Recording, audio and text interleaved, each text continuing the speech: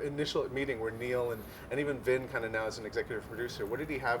What was the final carrot that kind of said you like, let's do it?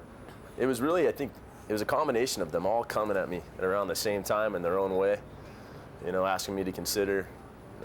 I know that they had made some adjustments. At one point, my understanding is they were going to do it with just Vin, and then they collectively decided that that wasn't the route to go. And I got a phone call from Vin and the powers that be all asking me to consider coming back, and they told me Jordana and Michelle would be back and the whole bit, and I thought, well, in a way, it's really the first true sequel, so let's do it one more time and close it out, you know? What I really liked about it is the fact that really both characters kind of didn't meet until this final moment, but you had this really great sequence where you're chasing after, you know, like the opening thing. What was that like to shoot, this whole opening sequence with the chase? That was a lot of fun. Yeah. That was the first week of filming. That's the stuff I enjoy doing the most. I mean, especially if you're going to take on a movie like this, it's all about the running and jumping and the action, and that's what you know, separates it from the other stuff. So, you know, if you're going to go do Fast and the Furious, man, you better believe I want to do as much of that as I can. But to have a film that has this track record of other, you know, there's 3 movies prior to it, and so how do you up it, and how do you as an actor kind of approach it and be like, well, you know what, can we do more? Was there a moment where you kind of were suggesting a little bit? You know, we were so young when we did the first one. I think everyone's a little wiser, right? We all have a little more life experience, so we bring that to it. You feel it. I feel it in Jordana, I feel it in Michelle. I mean, they're still the same person, but every one of us I like to think is a little wiser. And so you bring a little more weight. I think just your presence, I think just being there, I think you just feel it. It just feels a little more grown up. It feels, I think overall, I think the movie feels a little wiser.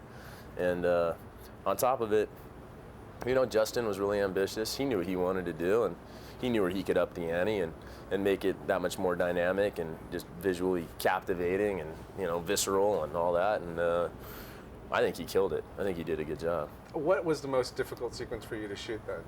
Was it the driving? Of the driving ones, which was the more? The driving sequences, I don't really drive that much. I hate to tell you, but we had 2 different units going on the entire time. The magic of Hollywood. It pisses me off, man. I wish I could say I did it all, but I didn't do hardly any of the driving. And the first one I did a bunch. The second one I did quite a bit, but not this time.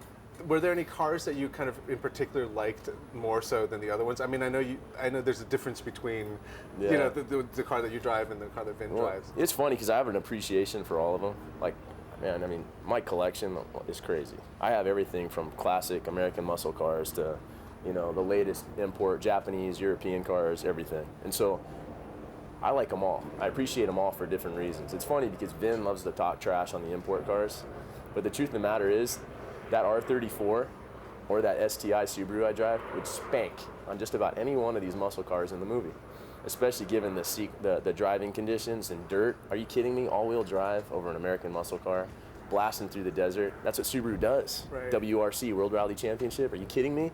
But, you know, I get it. You know, it's like, it's the nostalgia of the old cars, and, you know, and I love them.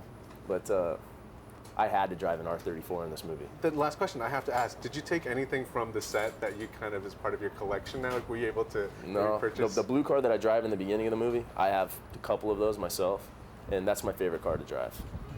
It's not the fastest around the track, but in terms of just getting sideways and having a really good time, the Nissan Skyline R34 is a really fun car. Awesome. Thank you very much.